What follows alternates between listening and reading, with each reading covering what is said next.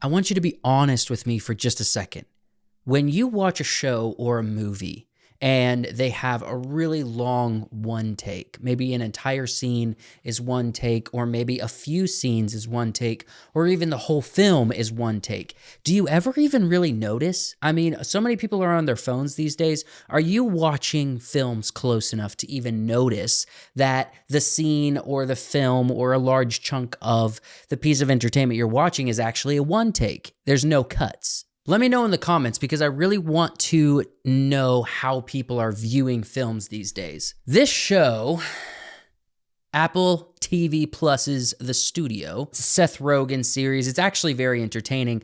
They are doing the entire show, like every scene is a one take, and some of these scenes are pretty long. Now, I know the new Adolescence show was very controversial, but the cinematography of Adolescence was actually very interesting. It was 4 episodes, and the entire episode was one take. So it was like telling the entire story in 4 long shots. I did a whole video talking about the cinematography of that. So I want to talk about this. It seems to me like more and more people in Hollywood and on these shows and whatnot are utilizing the one takes. And some people say, hey, it's very efficient. And other people say that it's like an artistic expression. And when I watched the show, the first episode completely gripped me. I mean, the whole hilarious scenario with Martin Scorsese and the Kool-Aid bit, like that, it's truly hilarious. This show's actually very entertaining, but it wasn't until I saw this shot in, I think, the most recent episode that really got my attention. Let's take a look.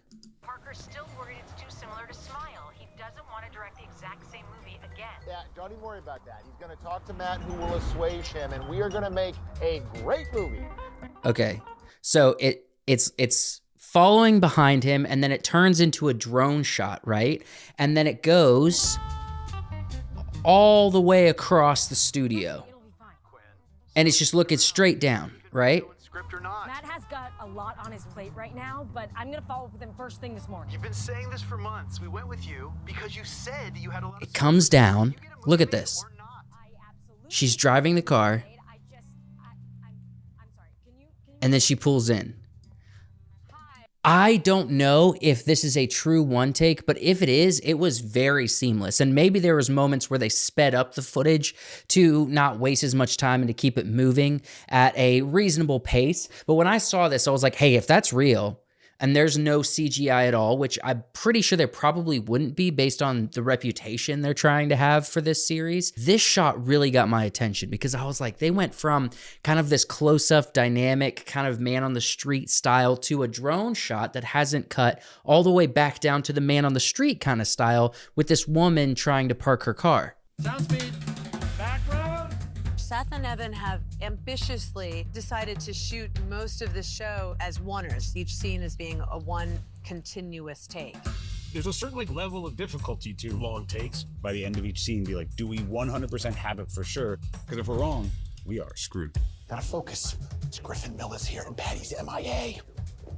CEO showing up unannounced. It's going down, Matt. It's going down. That is so thrilling as an actor because it feels like every scene you're doing then is a play. My first day, I think we did 16 or 18 takes. You know, they were so nice about it. So don't worry, you're gonna blow lots of takes. It's okay. That is actually the one thing I have to also ask you all.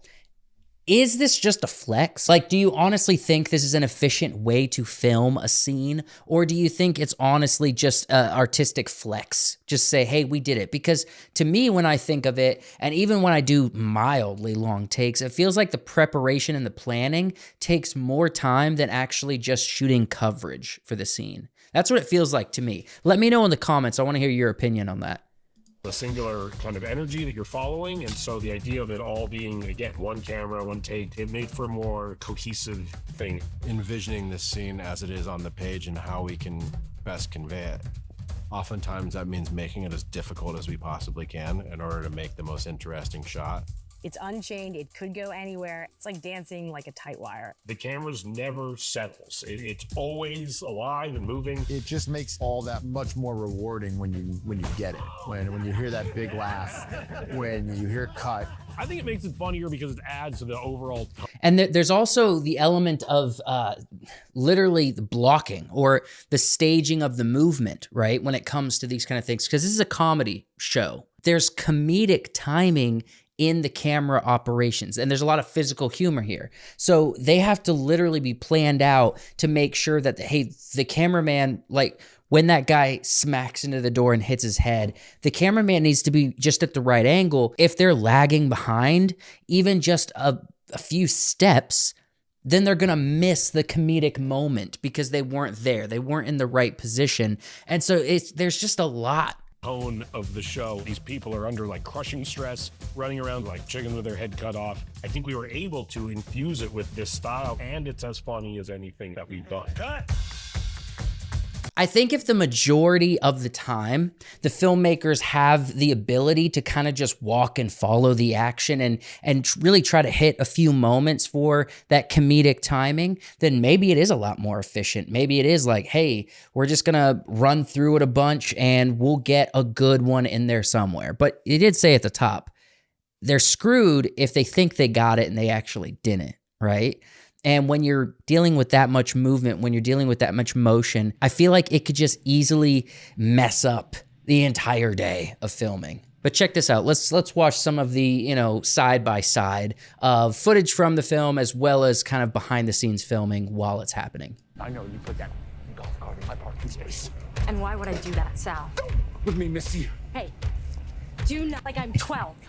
You ain't got my face. What are you gonna do with that, Sal? I'm gonna throw it in your stupid little face. You're gonna throw a burrito at a young woman. Yes. Yes, I am. No, you don't have the balls to do that. You think so? Mm-mm. You don't got the No. balls? You try. Balls? Make my day. Make my life, old man. Come on. What you got? Come on, let's. Look at how quickly that filmmaker's just whip panning back and forth. That's the kind of choreography I'm talking about. It's possible. Okay, it's possible. It didn't really show it on camera here, but it's very possible that when he throws the burrito, that he just launches it in the direction. He doesn't actually have to hit anybody. And then they could use maybe a little bit of special effects to show like a burrito flopping around the thing. But really, the guy on the go-kart just has to act like they got hit. What is wrong with you? Oh my God. No.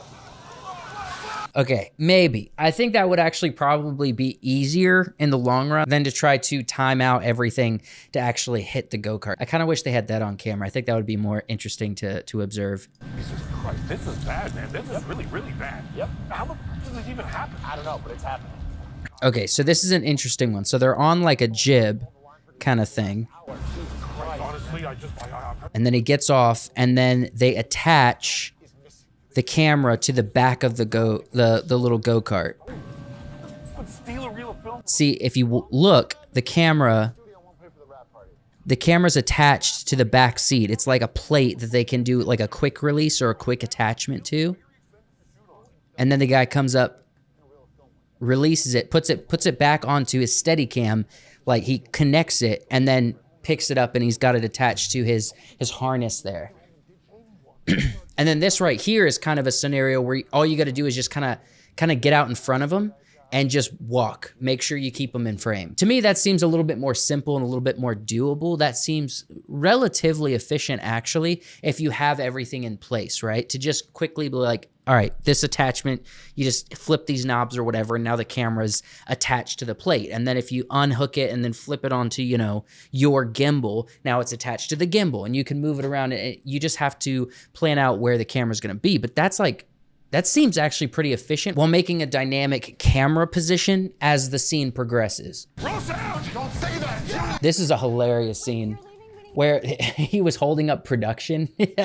Holding up production, and they really wanted to get the golden hour shot for this scene, but the sun's going down and he screwed up a bunch of stuff and they had to restart the scene because he had parked his car right in the spot where the character needed to drive away. So this car was blocking. So he's basically like, quick, roll the scene before the sun goes down while he's trying to get out.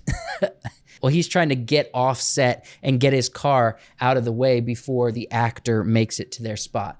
We got a chance to finish our The jet, it's yours. Oh Don't my worry. God, yes, thank you. Feel better. No problem. Sorry. Heading out. Thank you all. Sorry. I got your coffee. Doug. And look, right there's another plate attachment. So they're running around with the gimbal, and then they have a whole plate attachment on the hood of this car that they could just quick connect it, get out of the way, right? They're all still right there. They're right behind us. And then just get out. That was bad. I also think like this, just to be able to show us this is really good promotion, by the way, that Apple TV posted. This is great promotion for the film itself. But you also have to, if you think about it, you also have to mount like the GoPro or whatever they're going to use to show this behind the scenes. Like, not only did they have to mount the camera, they also had to mount the behind the scenes camera on the car as well.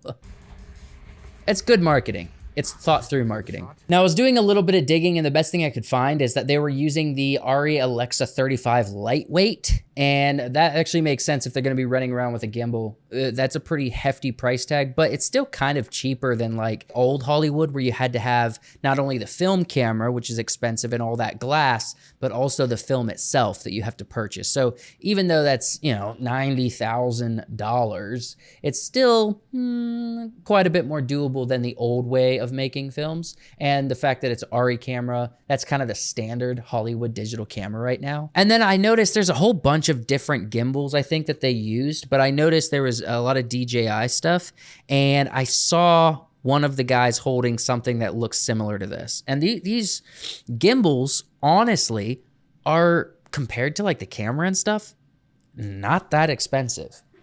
That's pretty expensive for like an indie filmmaker, but for a Hollywood production, that's actually very doable. I mean, some of these like full body steady cams that they used to have like back in the 90s and whatnot, and even earlier, it not only was expensive, it could range from anywhere from like $6,000 to, you know, $27,000 for the equipment, but you also had to hire a person who's experienced using kind of the full body steady cam, because there's literally like a practice technique. I remember putting on one of these type of steady cams and I was all over the place. I was like, sure, it's not very jiggly, but it's like it's rotating sideways and it's all over the place. And so there really is a skill when it comes to using kind of these older style steady cams, like kind of the original kind of arm that gets attached to your body. You wear a harness, you attach the arm to your hip, and then the arm holds all of the weight of the camera, and then the long staff and then all the weights at the bottom of the pole. These things are a lot of fun, honestly, to use, to put on yourself and like try to walk around and film with. But this kind of older technology is still more expensive than some of the newer technology. You could just get a regular cinematographer who watches a couple YouTube videos, figures out how to balance these electronic steady cams really well, and then figure out, you know, the quick release attachment plates that they got going on set. And it ends up coming out probably a little cheaper than some of the older films that would use long one takes using some of these, you know, steady cam operators. I think if you're a filmmaker or you're an indie filmmaker, there's a lot of talk around, you know, artistic expression. There's a lot of talk around, hey, find your style, find your voice. And with all of the new technologies, with all of the options that are relatively affordable out there to try different things, I think especially at the beginning, especially for new filmmakers or filmmakers that still consider themselves inexperienced and still learning, I think you should be very diverse in how you create your films and how you run production. I think one film you should probably shoot coverage, and then the next film you should probably do like a bunch of one-take scenes, right? Getting your hands in the mix of all of these different styles is very beneficial for a filmmaker to learn. And with every production that you try something new, your experience grows, your confidence grows, and your knowledge of how to be a better filmmaker grows as well.